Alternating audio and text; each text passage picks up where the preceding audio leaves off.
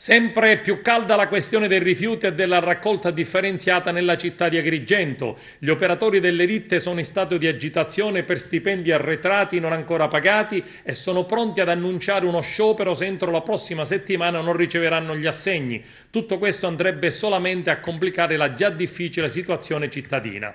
Se da un lato il comune di Agrigento chiede chiarezza sulla bollettazione e vuole conoscere nello specifico le voci di spesa e le somme da pagare alle ditte, gli operatori ecologici arrabbiati effettuano un servizio a singhiozzo in attesa di essere puntualmente e dignitosamente pagati. Questa è la causa principale del disservizio di questi ultimi giorni in città.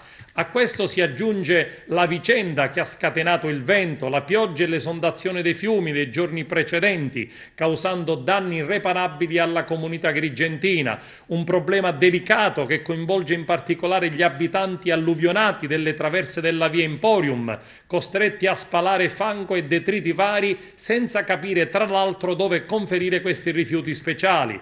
Un lavoro estenuante che ha coinvolto gli abitanti delle vie interessate e le associazioni di protezione civile e forze dell'ordine che dopo la tempesta si sono immediatamente resi disponibili a fornire assistenza ed aiuto. Dove conferire, dicono gli abitanti, questi rifiuti speciali? Questa è la domanda chiesta a gran voce da famiglie al comune. In un momento così difficile dove il governo regionale ha richiesto lo stato di emergenza e l'invio dell'esercito, rimane curiosa, dichiara Mare Amico, la presenza a Drasi di forze armate che svolgono le consuete esercitazioni militari.